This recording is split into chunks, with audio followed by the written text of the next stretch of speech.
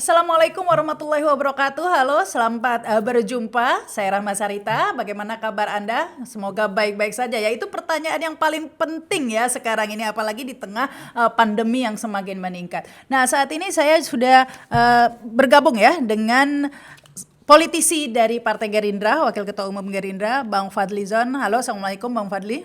Waalaikumsalam warahmatullahi wabarakatuh, Nah, Pak ini Masari.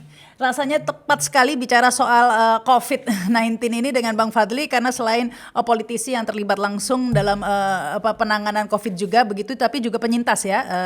Baru sembuh. Ini mungkin yang pertanyaan pertama ini, orang banyak yang bertanya-tanya sebenarnya untuk apa sih vaksin gitu ya? Kok ternyata sudah divaksin banyak yang kena juga. Kalau menurut Bang Fadli bagaimana? Saya termasuk yang percaya kepada vaksin, ya. Karena dari dulu vaksin ini kita sudah pakai dari kecil. Ada vaksin BCG, vaksin disentri. Bahkan tahun lalu saya waktu mau ke Afrika, Januari ini, saya vaksin kalau tidak salah vaksin malaria, vaksin yellow fever, vaksin meningitis, yang selalu tuh banyak jamaah haji Indonesia atau umroh pasti vaksin meningitis ya. Vaksin flu, kemudian bulan berikutnya vaksin pneumonia gitu ya. Karena ini kan sesuatu yang sudah proven science ya. Memang vaksin COVID ini masih dalam uji klinis dan kadang-kadang efikasinya berbeda-beda. Nah, tapi menurut saya vaksin bagaimanapun bisa mengurangi gejala yang tadinya harusnya misalnya berat jadi ringan dan sebagainya. Jadi menurut saya vaksin, walaupun saya 2 kali vaksin dan saya tes titer antibody saya relatif cukup baik gitu ya, 250 katanya lumayan tinggi itu, tapi tetap kena gitu ya. Saya tetap kena terpapar atau menjadi penyintas, tapi relatif lebih ringan ya gejalanya dibanding mungkin kalau saya tidak vaksin. Nah, jadi saya termasuk begitu yang berpendapat bahwa secara saintifik vaksin ini adalah satu hasil research gitu ya. Dan bahkan ada hasil research yang vaksinnya itu efikasinya kalau tidak salah di atas 90% seperti Pfizer. Sinovac ini kan antara berapa? 55-60%. Ya. Ada yang Sinopharm, ada yang AstraZeneca dan lain-lain. Jadi menurut saya vaksin adalah salah satu cara paling tidak untuk mengurangi kondisi fatal gitu ya, dan juga mengurangi penyebaran ini bisa lebih ekspansif di luar ini kita, seperti yang terjadi sekarang ini dan beberapa waktu yang lalu. Mungkin kita sekarang ini sudah masuk gelombang kedua atau ketiga gitu di Indonesia ya. Atau tidak tahu deh, gelombangnya agak acak-acak kita ini. Jadi kita tidak bisa sendiri, tidak memprediksi kapan puncaknya atau tidaknya. Kata epidemiolog UI ini herd stupidity katanya. Bukan hari ini. Ya ini mungkin juga sekaligus buat sosialisasi buat publik ya, karena ya vaksinasi pun itu tidak menjamin ya, karena apa menjamin, tapi yang utama adalah tetap menjaga jarak begitu ya, karena itulah, karena virusnya lah yang harus dihindari ya.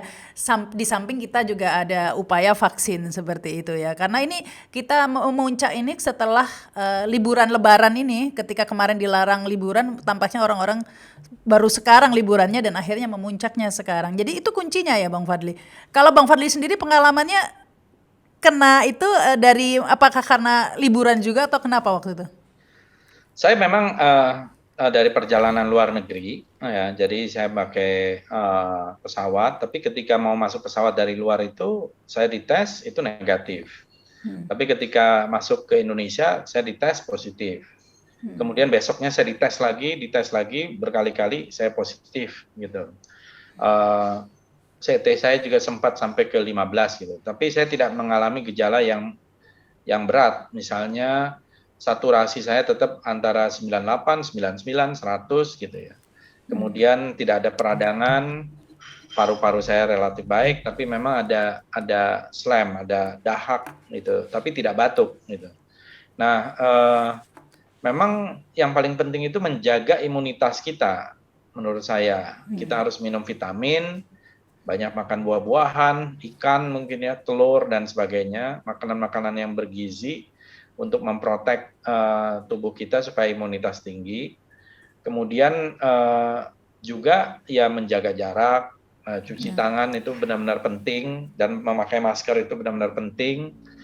Di beberapa negara bahkan waktu saya di Turki, mereka juga melakukan lockdown untuk warganya hari Sabtu Minggu.